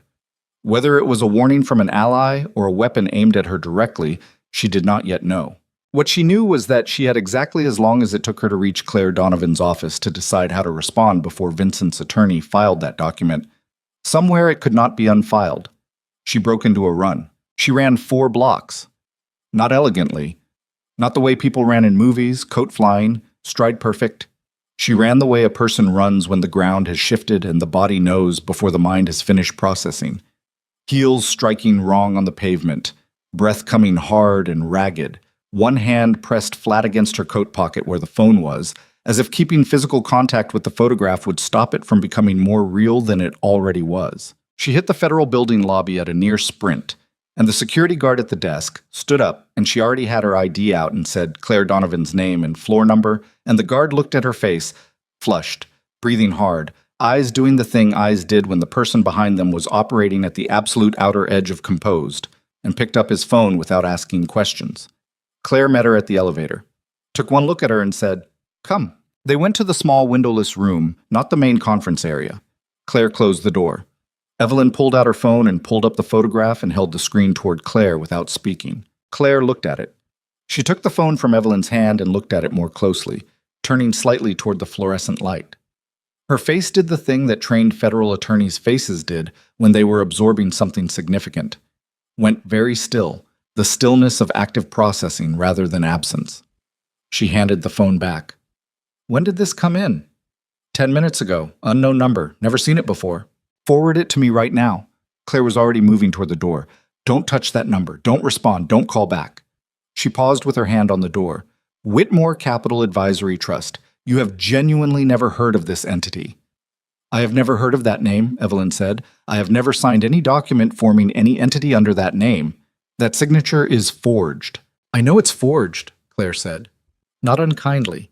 As a statement of what she already believed and was already working with. I need you to sit here for 15 minutes. Can you do that? She could. She sat in the windowless room and forwarded the photograph and then put her phone face down on the table and pressed both palms flat against the surface and breathed. In and out. The fluorescent light hummed. Somewhere beyond the door she could hear the muffled sounds of people moving quickly, phones being lifted, the compressed purposeful sounds of an office shifting gears. 15 minutes passed. Then 20. She did not check her phone. She looked at the wall and thought not about the document, but about the signature. Her signature, or a version of it, close enough to pass an initial review, the kind of forgery that required a sample to work from and practice to execute. Vincent had seen her signature thousands of times. He had watched her sign documents across a decade of joint financial life.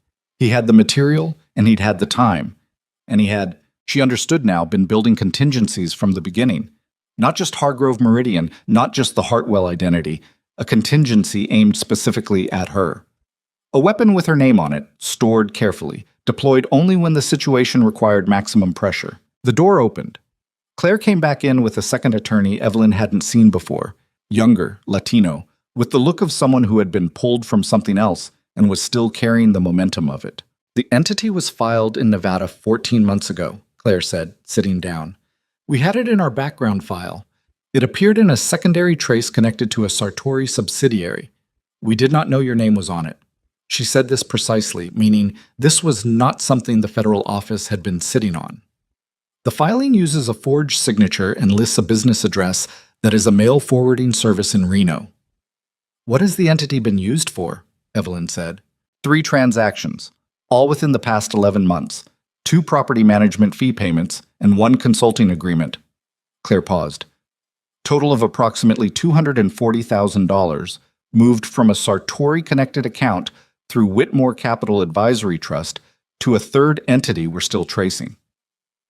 $240,000 moved under her name, her forged signature, through a structure connected to a federal organized crime investigation. He built me into the architecture, Evelyn said. It came out flat. Not shocked, because the shock had happened on the sidewalk, and what was here now on the other side of it was something colder and more durable. He built me in as a fallback. If I ever became a threat, he had something to point at. That's our read, the second attorney said. His name, Claire had said in passing, was Raphael. It's a classic defensive structure. You become a problem, he surfaces the entity, suddenly you're not a whistleblower with clean hands. You're a named party in financial transactions connected to a criminal enterprise. Would it have worked? She said. Claire and Raphael exchanged a brief look. In the short term, it would have created significant complications for your cooperation agreement, Claire said. It would have given his attorneys grounds to challenge your credibility, to argue that you had knowledge of and participation in the financial structures you were supposedly exposing. It wouldn't have held up. The forgery would have been established. But establishing it takes time and resources, and in the interim, it muddies everything. How did I find out about it tonight, not in his attorney's filing tomorrow morning? Evelyn said, another brief look between them. The person who sent you that photograph, Claire said carefully, did us a significant service. By getting that document in front of you tonight, in front of us tonight, we have the opportunity to establish the forgery proactively before it's filed anywhere as evidence against you. She paused. Your anonymous contact appears to be someone who has been sharing information in a way that consistently benefits your position. Someone inside Vincent's organization. Someone who had watched the whole structure being built and had made, quietly and over a period of weeks, a different kind of calculation. She still didn't know who. She thought she might never know, and she decided, with the particular decision-making clarity that came from operating past exhaustion into the focused simplicity beyond it, that it didn't matter. The gift had been given. She would not examine its origins too closely. "What happens now?" she said. "Now," Claire said, "we file an emergency motion to establish the forgery on Whitmore Capital Advisory Trust before any opposing party can introduce the entity as evidence. We do it tonight, before midnight, while the courts have emergency docket capacity. My office works through the night on this." She looked at Evelyn steadily. "And tomorrow morning, when Gerald Fitch walks into his office and discovers that the card he was saving has already been played and answered, we proceed with the original cooperation framework." "And Vincent Moretti's pre-indictment negotiation window closes at 9 tomorrow morning," Raphael said. "If he doesn't accept the terms by then, we move forward without his cooperation. The case proceeds on what we have, which, with your documentation, is substantial." He paused. "The forged entity actually helps us. It establishes premeditation and a pattern of deception that strengthens the RICO argument." She sat in the windowless room for another moment. The fluorescent light kept humming. She was very tired, the kind of tired that was no longer located in any specific muscle group, but had distributed itself evenly through her entire body, a comprehensive heaviness, the weight of 3 weeks and one particularly brutal day pressing down all at once. She thought about the man sitting somewhere in the city tonight. In the house, probably, the big house with the circular driveway and the garden that the crew maintained on Thursdays. And she thought about what he was doing right now, whether he was on the phone with Fitch, whether he knew the photograph had been sent, whether he understood that the contingency he'd been saving had been neutralized before he could deploy it. She tried to feel something about him: anger, grief, the specific ache of betrayal, and found that what was actually there was simpler and stranger than any of those things. Exhaustion, mostly, and beneath it, very quiet, a quality of release she hadn't expected, as if something she had been holding for years had been, without her noticing, set down. She hadn't loved him for a long time. She understood that now. She had been living inside the structure of having loved him, maintaining the form of the thing after the substance had gone, because the structure was familiar and the alternative was unknown. He had done terrible things to her. He had also, in some earlier version of their life, been the person she had chosen. And grief was not only for good things lost, but for the futures you had once believed were possible. She allowed herself 20 seconds of that. Then she put her phone in her pocket and stood up. "Tell me where to sign," she said. The emergency filing took until 1 in the morning. She sat in a conference room with Raphael and a paralegal and 2 cups of bad coffee and went through the forgery documentation line by line, her real signature samples pulled from legitimate joint documents, the side-by-side comparison, the handwriting analysis from an expert the office had on retainer who reviewed the materials remotely and submitted his preliminary assessment by 11:15. The forged signature was close. It was the work of someone who had studied her signing hand carefully. But close was not the same as matching, and the expert found 7 specific divergences in pen pressure and stroke termination that he could testify to clearly. At 12:40, she signed the last page of her own documentation and pushed it across the table to Raphael and said, "Is that everything?"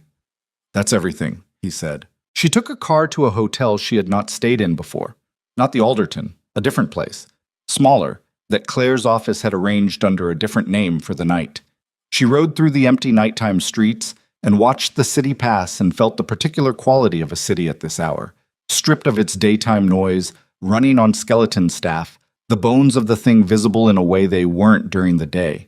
She had always liked cities late at night. There was an honesty to them. She was asleep within 4 minutes of lying down. She did not dream. In the morning, she dressed in the clothes she had worn the day before. She had nothing else at this hotel.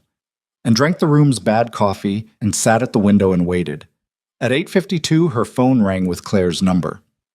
"Fitch called at 8:45, Claire said. "He accepted the terms." She exhaled. One breath, slow and complete. "Okay. Vincent will provide full cooperation on the Sartori structure in exchange for reduced sentencing exposure on the financial fraud charges. As part of the agreement, he has signed the innocent ownership declaration for your inherited assets and acknowledged the unauthorized nature of the Hargrove Meridian transfers." A pause. He also, as of this morning, has acknowledged the forged signature on the Whitmore Capital Advisory Trust filing. His attorneys are cooperating with the forgery documentation to avoid additional charges. Patapos it. He signed the declaration, she said. Not a question. She had heard Claire say it, but she needed the words to exist in her own voice, to be real in that way. He signed it, Claire confirmed. Your asset recovery claim is now supported by his own sworn acknowledgement. That significantly shortens the timeline for the forfeiture exemption. My estimate is 6 to 9 months rather than 18. 6 to 9 months. Her father's money in 6 to 9 months returned to an account in her name. She pressed her free hand against the windowsill and felt the coolness of it, the solid material fact of a surface that did not move. Thank you, she said to Claire. She meant it entirely, with none of the social lubrication that usually attached to the phrase. You built the case, Claire said. We used it. The divorce was finalized 11 weeks later. She was not in the courtroom when the final decree was entered. Rebecca was there, representing her interests, and she had given her full authorization to proceed without her presence because she had decided, deliberately and without drama, that she did not need to be in the room for the last procedural moment of a marriage that had already ended the night she found a hotel receipt in a charcoal suit. The finalization was paperwork. The ending had already happened. Rebecca called her as she was walking from her temporary office. She had rented space in a building on the west side, modest, enough for a desk and 2 filing cabinets and a window that faced a brick wall, and said, "It's done." And Evelyn said, "Okay." And they stayed on the phone in silence for a moment, the way people do when words have run out, but the connection matters. The settlement gave her the majority of the marital assets, not through leniency on Vincent's part, but through the combined weight of the forensic documentation, the cooperation agreement terms, and the simple mathematical reality that his negotiating position had been comprehensively dismantled before he sat down at any table. She did not get the house. She had not wanted the house. She got her father's money back, in full, 9 months and 4 days after the cooperation agreement was signed. The wire confirmation arrived in her email at 3 in the afternoon on a Tuesday. She read it twice, the way she had read the hotel receipt. Not because she needed to, but because some things required more than one pass before they became real. Then she printed it and held it in both hands and thought about her father's face, the particular look he had worn when he pressed her hands between his and talked about independence and futures and the life she was meant to build. She folded the printout carefully in half. She put it in her desk drawer. She did not cry. She had not cried, she realized, through any of it. Not from strength exactly, or not only from that. More from the particular way that grief and anger and relief, when they arrived simultaneously and in very large quantities, sometimes canceled each other out and left behind something that was not emotion, but was instead a kind of settled clarity, a bedrock acknowledgement of what had happened and what it had cost and what it had changed. Natalie Sinclair testified before the federal grand jury in the 4th month of the investigation. Her cooperation was, as her attorney had promised, substantively useful. The testimony establishing that she had been misled about the origin of the Hargrove Meridian assets, supported by the email chain, by the documented timeline, by 3 additional witnesses from within the Pinnacle Group who had observed the transaction flow, was entered into the record cleanly. Her professional consequences were not clean. The development industry was a small world, and it had a long memory, and the public record of her involvement in a fraudulent capital structure, however mitigated by cooperation, did not disappear from the record. She left New York.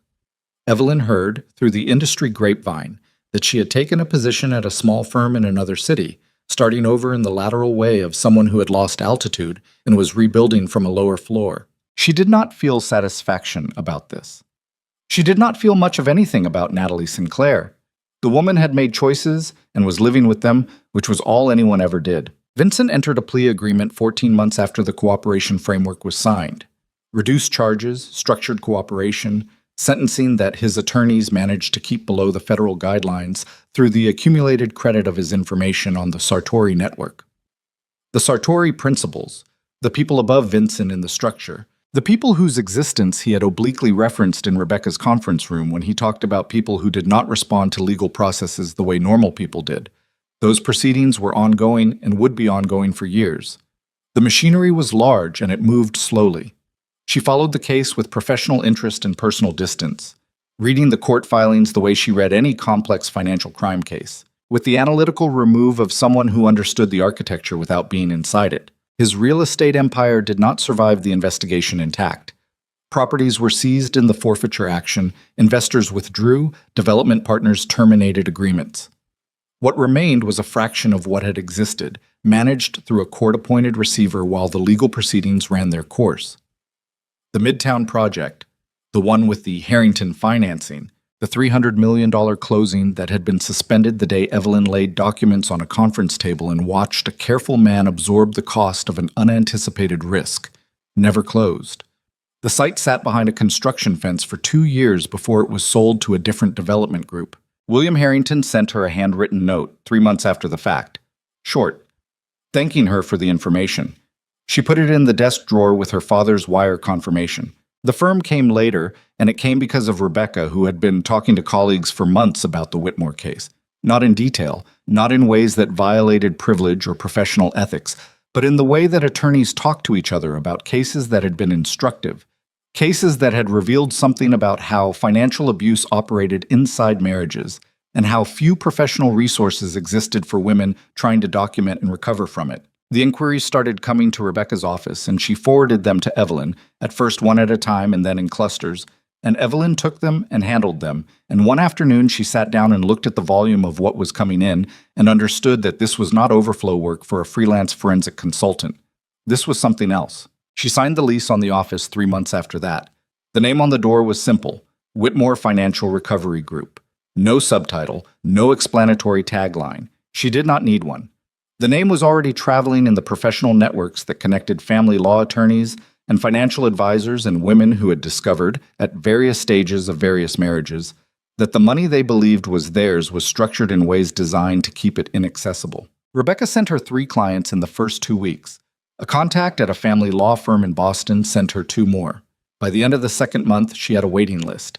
She hired a junior analyst named Marcus, who had interned with the SEC and had the particular combination of forensic patience and genuine outrage at financial malfeasance that she recognized as the hallmark of someone who would be good at this work for the long term. She worked long hours, which she had always done.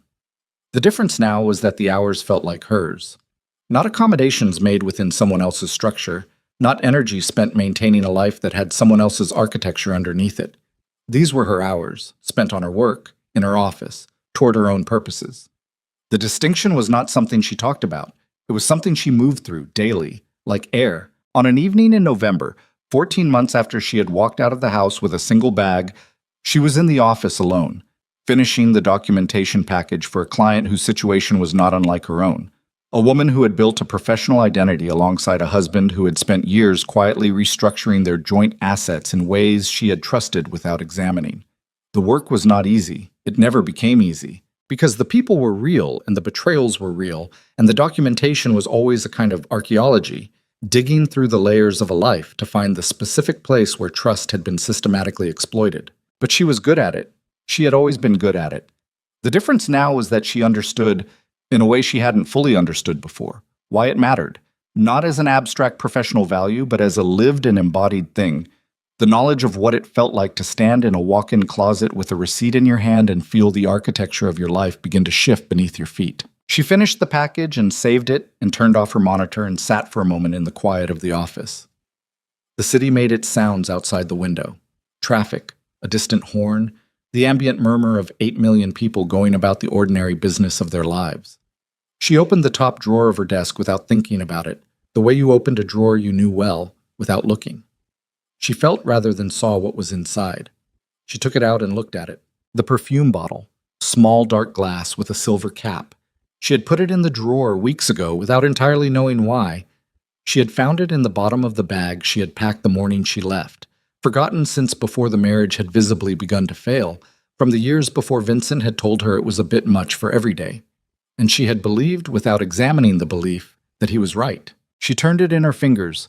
The glass caught the desk lamp and made a small moving point of light on the ceiling. She had stopped wearing it because he had said it was too much. She had stopped because she had trusted, without examination, his assessment of what was appropriate, what was enough, what was the right amount of her to present to the world. She had done this with the perfume, and she had done it with larger things, with questions she didn't ask, with accounts she didn't examine. With the careful distances she maintained from the parts of his life she had been trained, gradually and without drama, to leave alone. She had trusted him. She had not trusted herself. She uncapped the bottle. She touched it lightly to her wrist, one brief contact, the way you tested something you weren't sure of. The scent rose in the warm air of the small office. Something dark and a little sharp, the kind of thing that asked for a second breath before it resolved into something warmer underneath. She held her wrist near her face and breathed it in. Once, twice. She recapped the bottle and set it on the corner of the desk, where she could see it from her chair, where it would be visible when she came in tomorrow morning and the morning after that. Not as a monument to anything that had happened, not as a symbol she had chosen deliberately, but as a simple material fact. A small dark glass bottle on the corner of a desk in a room she had built with her own money and her own work, and the specific kind of competence that no one had given her and no one could take back. Outside the window, the city ran on in its enormous, ordinary way. It did not mark the moment. It did not need to. She turned off the desk lamp. She put on her coat. She picked up her bag and she walked out of the office and locked the door behind her, and the click of the lock in the silence of the empty hallway was small and definitive and entirely her own.